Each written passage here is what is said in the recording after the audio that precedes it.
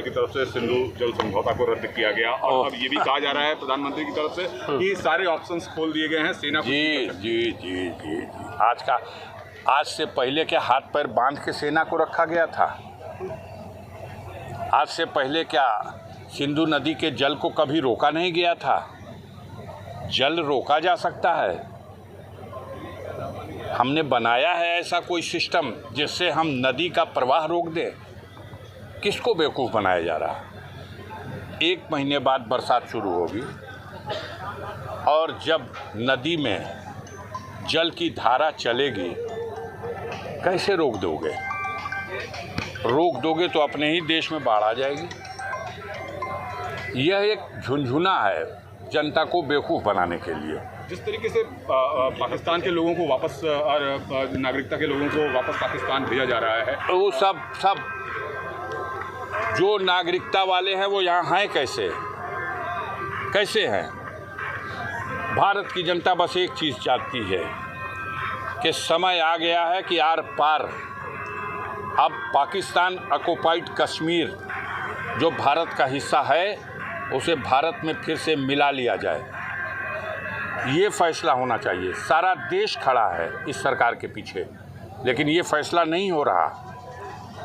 झुनझुना थमाया जा रहा। पानी बंद कर देंगे, 1 मई से बॉर्डर बंद कर देंगे। आप बॉर्डर बंद कर दो, जिनको वीज़ा दे के बुलाए हो उसको वापस कर दोगे, वो वीज़ा जिसको दे के बुलाए हैं सफारत खाना बंद कर दोगे, आप बंद कर दोगे, वो भी बंद कर देगा। इससे क्या मतलब हल होता है?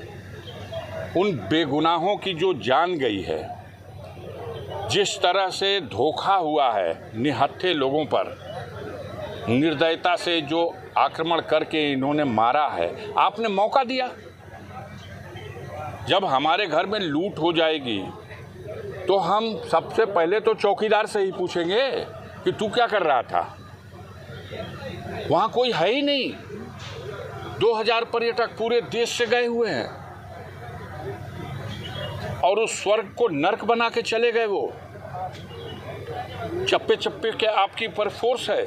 हमारी सीमाएं क्या माना जाए, सुरक्षित नहीं है? आप ड्यूटी हटा लेते हो।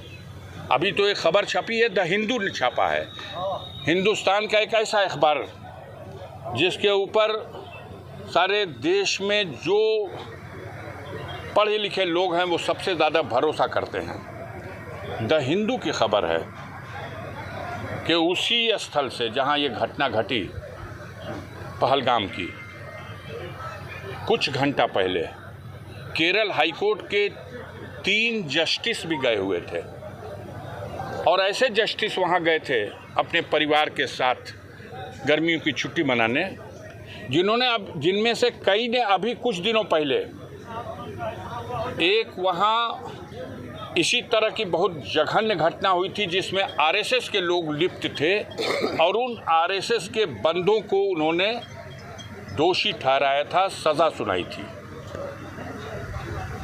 उसी दिन 2-3 घंटा पहले वो लोग निकल चुके थे। ये फोर्स क्यों हटाई गई, इसकी अगर गहराई से जांच होगी तो बहुत कुछ रहस्य पर्दा हटेगा। अभी इतना हट चुका है। हम ब्रिगेडियर उस्मान के वंशज की हैसियत से ये अरमान रखते हैं कि उस बचे हिस्से को फिर कब मौका मिले तो उसे भारत की सीमा में मिला लिया जाए। इस बार मौका मिलेगा है। अगर उनकी है तो वो कहें, देश की जनता तैयार है। मैं गाजीपुर से, बलिया से 10,000 नौजवानों का जत्था लेकर चलूँगा।